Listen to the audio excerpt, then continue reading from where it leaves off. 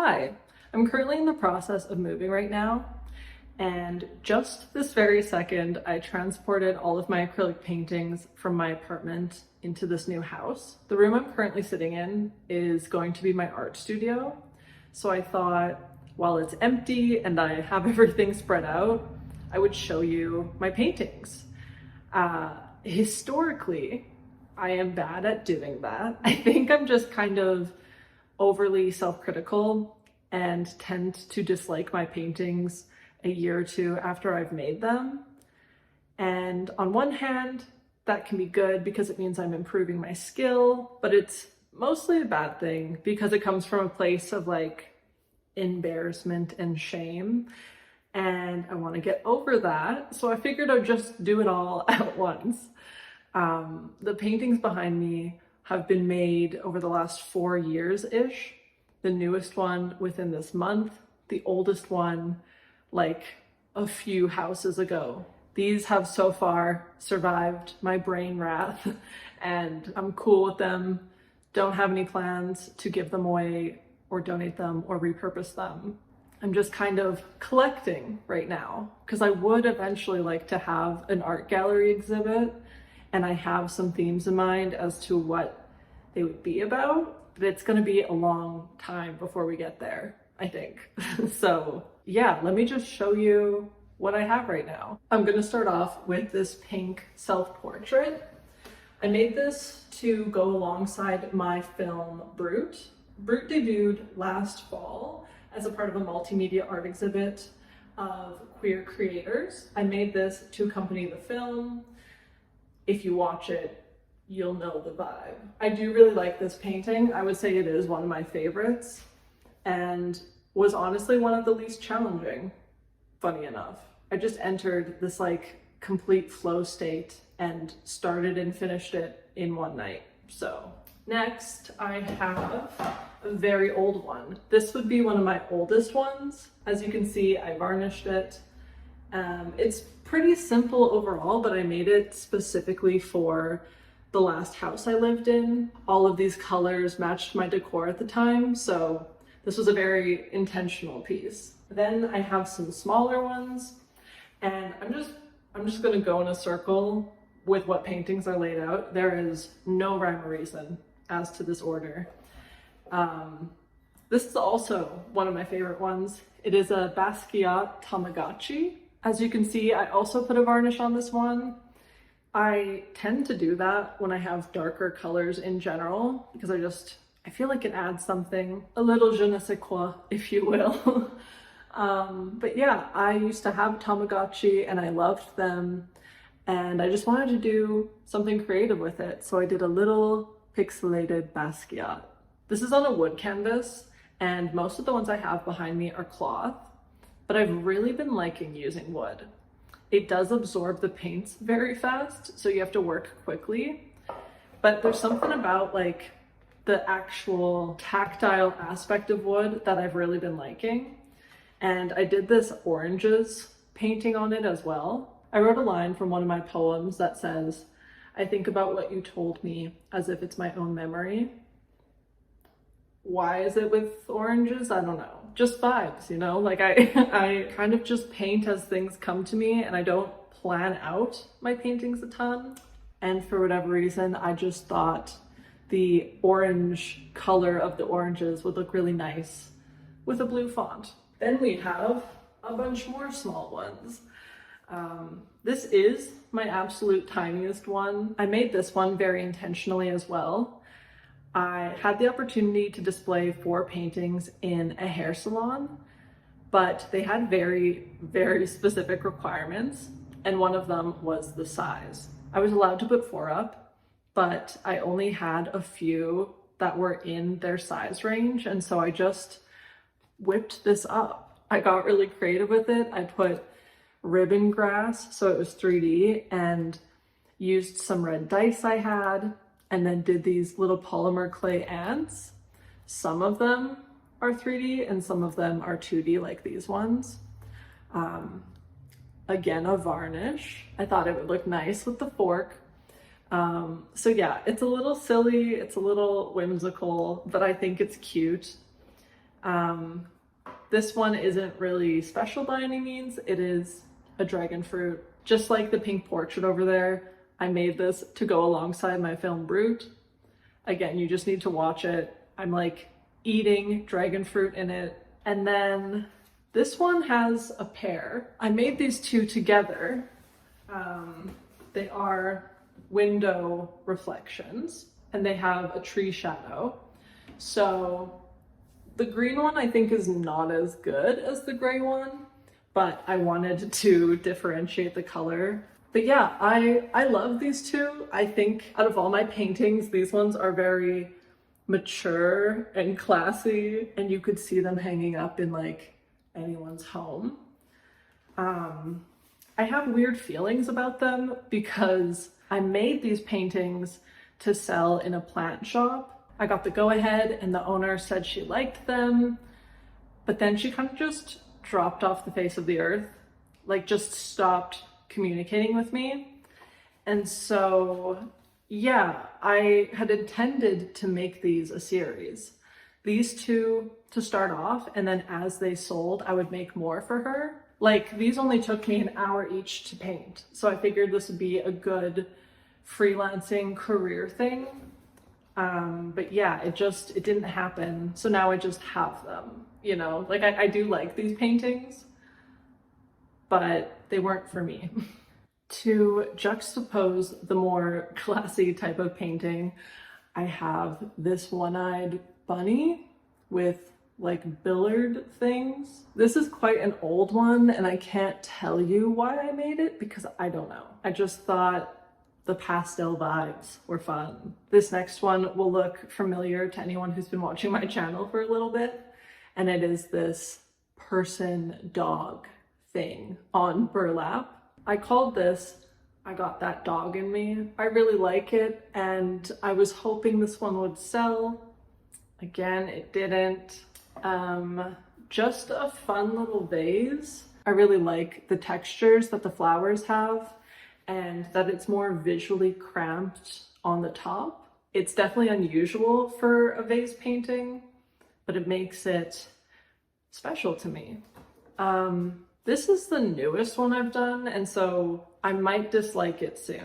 Okay, I haven't had a lot of time to process if I enjoy it, but it is this old person on an old phone. I realized I've never really painted an elderly person, like the wrinkles in the skin or the discoloration. I felt just really interested by that. And there's something more appealing about like an old Nokia phone versus an Apple iPhone. So yeah, I just found an image and did my best. And that's that. Moving on to some bigger ones. I have this self-portrait that I don't know how to feel about. It took a lot of turns because it was supposed to be an actual realistic painting, and that's part of why there's so much detail in the person's face and just in general skin texture. But it just didn't end up working out. And so I got a little abstract with it and made this apparition-y type figure. And I wanted it to convey either something sexy or something gross, depending on how you interpret it. What is this dynamic? Is there a power imbalancement? Does this character like, love, resent this one? And then I just kind of went crazy with like adding yellow, and I added a bird and did these little stamps with a cork top. So yeah, I went back and forth on if I like this one. So that's all I'll say on that. Then there is this one, which I find very fun. I like this metallic sun, moon thing. If you're wondering why it looks a little bit like me, it's because that was an accident. This was not supposed to be a self-portrait, but I did take a picture of myself to model the angle, and I think the face kind of looks like me with the mustache. So that's an accident, but yeah, I had a lot of fun doing these talons the feathers were definitely a challenge. It took me a long time to be happy with them. Even the colors in general. Like, I don't know if you can tell, but I painted over this background like 4 different times because I couldn't figure out what color scheme to do. In the end, I obviously went with more of a primary color sort of deal. So I am happy with it now. I do quite like this one. This tends to be a bit of a fan favorite amongst my friends. It is 2 of the same person overlapping on each other's back and attached to a clothing line. This one has a pink varnish on it, which is why everything's toned a bit. Show you the details here. So you can see the textures of all the clothes, the sneakers and grass. I made this one in a very emotionally rough time. A bunch of anti-queer legislation came down in my home province of Saskatchewan, and I went to a rally for it. And although the rally had a lot of queer love, it also had counter protesters from people who don't think we should have human rights. And so in this emotional state, I made this painting, and I can't exactly tell you how it connects, but it does correlate and is a direct emotional response to what I witnessed that day. Then I have this horse. As you can see, I use metallic paints again. Depending on the lighting, you have a light background or a dark background. I don't tend to paint with purple very often because I just don't love the color purple, but it was a lot of fun doing this horse. It's not super detailed by any means, but feels like it could be a really fun print or just whimsical wall art piece. After that, I have my 2 largest ones. There is my hot dog poem, which I did recently turn into a print. And if you want that print, it's available on my Ko-fi shop. I do realize that the mustard letters are backwards because of my camera. It says, "What if I were easy to love?" And I wrote that to mean 2 different things. You can think of it like, what if I were more lovable? Or what if I have been lovable this whole time? I really like that the sentence can mean such opposite things, and I wanted to make it into a hot dog. And then I have this double-headed deer with the birthday cake. I got it back up for this one. As you can see, there is gloss on it, but not on all aspects of the painting. Let me turn it here. So we have the birthday hats, the birthday cakes, a fork, and like my clothing line painting, there is a pink gloss to it. This is also one I went back and forth with in terms of if I like it. A part of me feels like it's not detailed enough and that it could be more visually interesting. But then a part of me just feels done with painting it. Like I don't want to add anything else. I'm done editing it. I've done so many layers as it is. So yeah, that's kind of where I'm at with this painting. When I don't look at it for a long time, I do like it. Okay, so let me just grab a bunch of them here. I have 3 really slender paintings. So there is this swan, once again using metallic paints. I quite like this one. I feel like the detail of the water turned out super nicely. I also have this hand painting. I think this is one of my oldest ones. I did this a long time ago, but I'm still happy with how it turned out. I think the very, very subtle glow of red is interesting still, so I keep it around. And then there's also this one, which I don't know how well it's gonna show up on camera. I have gloss scissors here, but the scissors are etched into the paint. If I get it real close, you can kind of see here. And then I glued a bow on. This was very experimental. I don't think it's objectively good, but it was really fun to paint. The next one I've called A Church is a Convenience Store. I'm really happy with how this one turned out. I did it maybe 3 or 4 months ago. It just kind of came about through writing a poem. In the poem, I had said, "A church is a woman." And it sounded like something John Mayer would say, and I wasn't jiving with it, but felt like something was there. And so I just started thinking like, a church is a what? A church is a what? Filling in the blank with random things. And while on a little bit of a road trip, I passed by a convenience store going through this thought, and a church as a convenience store was born. I kind of pivoted though. I didn't want to make it into a poem anymore. I wanted to paint it because I thought it would be more visually interesting than written down and imagined. So yeah, it was quite the process to figure out the logistics as to what this would look like. And I will admit, the perspective is a bit wonky. This car and Loras bin and sidewalk isn't aligned accurately, but as it is, this concept is a little otherworldly, and so I feel like it's okay that the perspective is a little off. This next one is a few years old now. It is a cake in a fridge or on a shelf. Unknown. My favorite thing about this one is the texture of the icing. I don't know if you can tell, but I really clumped it on there. I wanted it to be as 3D as possible. Looking at it now, I don't love the surrounding area of the cake.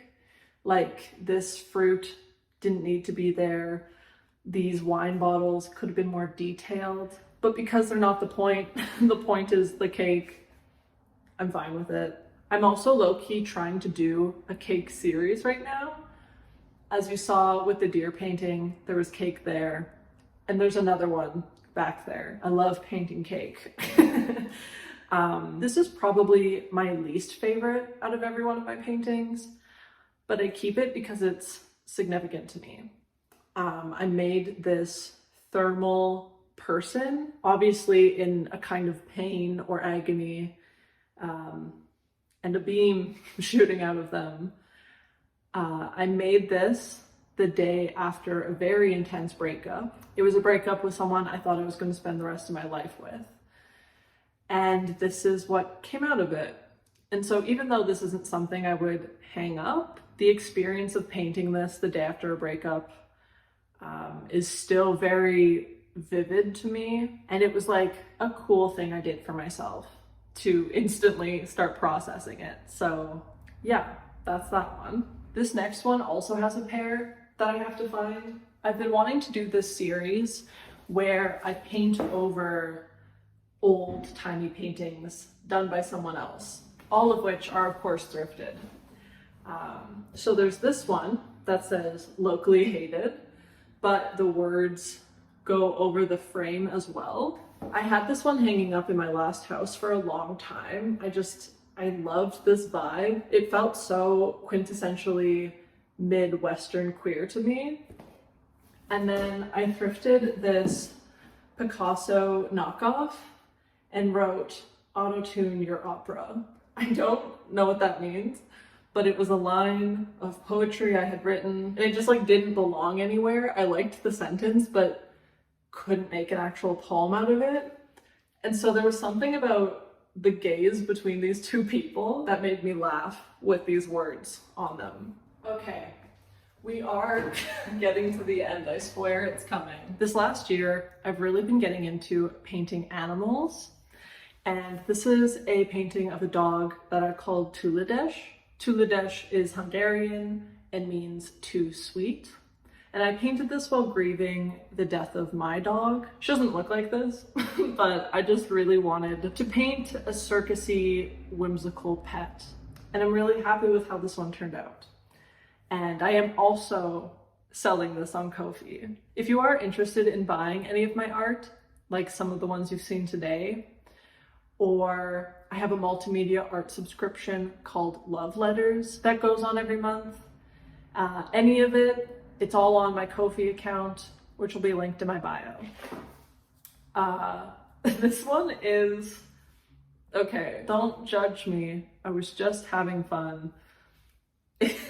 This is my cat Frankie in a crop top and low jeans. Is it technically a good painting? No, but I love it. I think the vibes are super fun. And I showed her and she approves. This lamb painting is one of my favorites. I need to eventually make this a print because it seems like a lot of you guys like it too.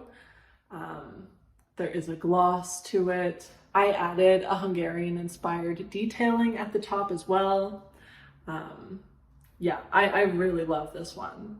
And then I have this pepper with teeth. I don't have a reasoning as to why I painted this, but I'm sure you can admit yourself that the seeds in a pepper could resemble teeth from far away. It's like you don't even know that anything's up with it. This is also another weird food one. I based this person off of Mia Goth, but she also kind of looks like me. I think that just happens sometimes with artists. You know, I see my own face a lot, and so it wiggles its way into my paintings. But yeah, I put her in a cup and then put tomatoes in that cup. And do they connect? No. But is there vibes? Yes. I have a lot of these square canvases. I do really like painting in squares. This is quite an old one as well. I was just practicing post-impressionism. You can see based off of the detailing that it is a lot of vertical line strokes. Very much using kind of like Van Gogh-y colors. I feel fine about it. Don't love it, don't hate it. It was just good practice. This is one of my favorite paintings. It is a tooth attached to a string, attached to a door. I loved this painting so much that I got a tattoo of it. I guess I can just show you right now. Obviously the string looks different because it didn't make sense to do it quite that dramatic. But yeah, I was one of those kids who had their teeth pulled out via string and door. I don't know if that happens anymore. It kind of feels like it might have been a 2000s thing. But yeah, I really love these shapes and textures.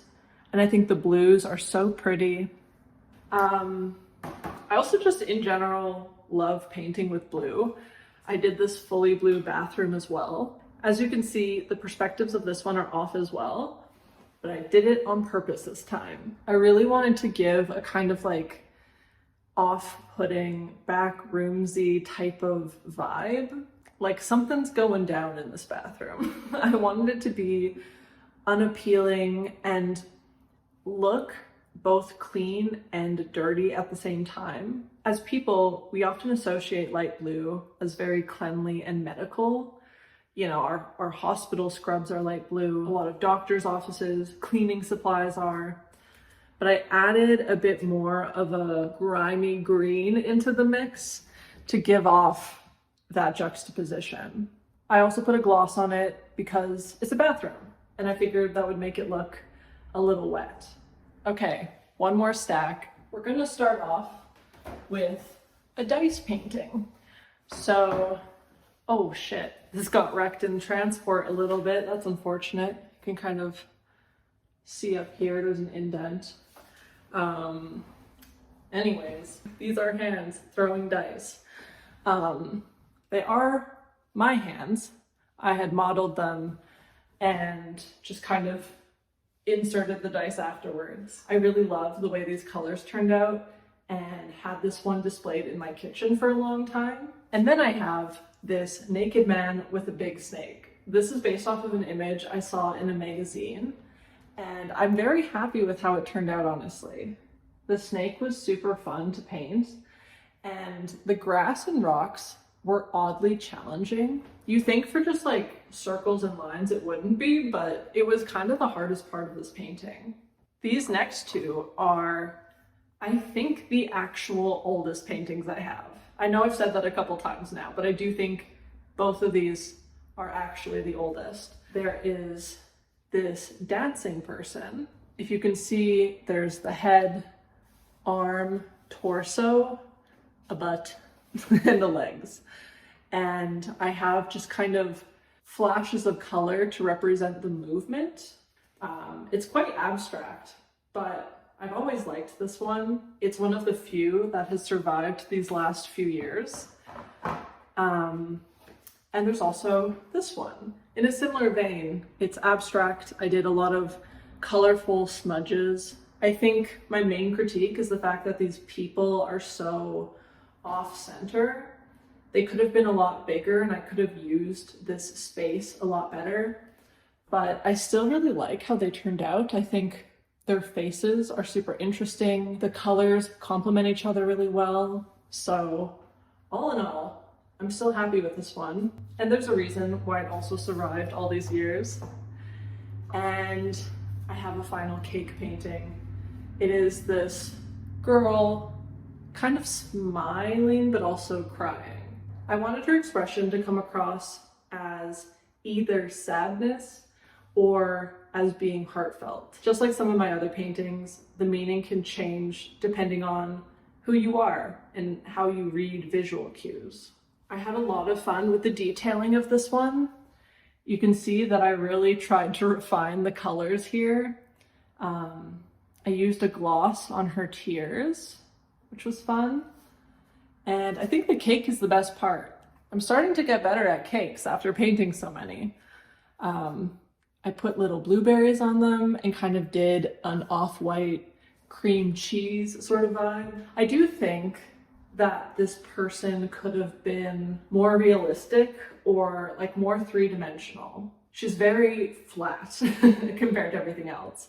I feel like the cake gives 3D. I feel like the background shows dimension, but you don't see any roundedness in her shoulders or her face.